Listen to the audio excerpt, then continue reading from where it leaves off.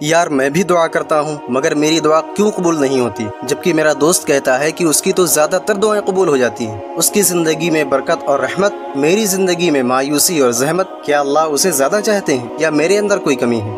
यही सोचते सोचते इंसान मायूस हो जाता है। सजदे में आंसू गिरते हैं लेकिन दिल के अंदर एक खामोश सवाल गूंजता रहता है, क्या मेरी आवाज़ अल्लाह तक नहीं पहुँचती? तो मेरे भाई, अल्लाह ताला दुआओं को सुनते भी हैं और जवाब भी देते हैं। उसकी कबूलियत के कुछ उसूल होते हैं और कुछ खास शर्तें होती हैं। हो सकता है तुम्हारे अंदर वो शर्तें ना पाई जा रही हों जो दुआ को असरदार बनाती हैं और ज़ुबान से निकलते ही आसमान तक पहुंच जाती हैं। तो आज हम उन 3 शर्तों के बारे में बात करेंगे जो अगर अपने अंदर आप ले आएँ तो आप भी उन लोगों में शामिल हो जाएंगे जिनकी दुआएं ज़रूर कबूल होती हैं। तो दुआ कबूल होने की पहली शर्त, रिज़्क़ हलाल होना चाहिए।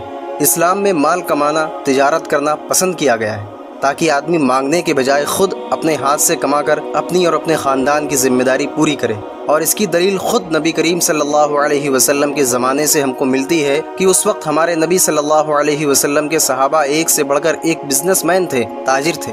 कुल मिलाकर कमाना नाजायज़ नहीं है, लेकिन आप जहाँ से कमा रहे हैं और जिस चीज़ से कमा रहे हैं अगर वो शरीयत के खिलाफ है, जैसे सूद, रिश्वत, चोरी, फरेब, जुआ, नाप तौल में कमी, तो वो हराम है और उस हराम रिस्क के खाने वाले की दुआ कबूल नहीं होती है। क्योंकि हदीस में नबी करीम सल्लल्लाहु अलैहि वसल्लम ने फरमाया, एक आदमी लंबा सफ़र करता है, बिखरे बाल, गर्द आलूद हालत में हाथ उठाकर कहता है या रब या रब, लेकिन उसका खाना हराम, उसका पीना हराम, उसका लिबास हराम और उसकी ग़िज़ा भी हराम, तो उसकी दुआ कैसे कबूल होगी? इसलिए अपनी रोज़ी को पाक करें। अगर कारोबार है तो धोखा, नाप तौल में कमी और हराम माल से परहेज़ करें। नौकरी पेशा है तो काम में सुस्ती, रिश्वत, झूठे दस्तावेज या गैर कानूनी ज़रियों से रिज़्क़ हासिल ना करें, यह आपके लिए बहुत नुकसानदेह है। दुआ कबूल होने की दूसरी शर्त, दुआ करते वक्त यकीन और भरोसा होना चाहिए।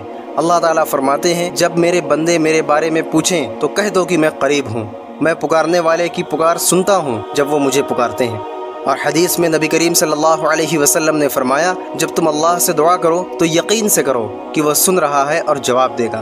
दुआ की असल बुनियाद ही यही है कि बंदा अल्लाह ताला पर तवक्कुल और भरोसा करे और दिल में ये यकीन रखे कि अल्लाह मेरी दुआ को ज़रूर सुनेंगे। लेकिन अगर हम खुद ही शक में मुब्तला हो जाएं, पता नहीं अल्लाह सुनेंगे या नहीं, तो फिर हमारी दुआ कमज़ोर हो जाती है और दुआ की रूह निकल जाती है। क्योंकि अल्लाह ताला फरमाते हैं, मैं अपने बंदे के गुमान के मुताबिक होता हूँ, यानी बंदा मेरे बारे में जैसा सोचता है मैं वैसे ही पेश आता हूँ। इसलिए दुआ के बाद सब्र और इत्मीनान रखें, भरोसा रखें, मायूसी से बचें क्योंकि मायूसी कुफ्र है। दुआ कबूल होने की तीसरी और बहुत ही ख़ास शर्त, अल्लाह को उसके खूबसूरत नामों से पुकारना।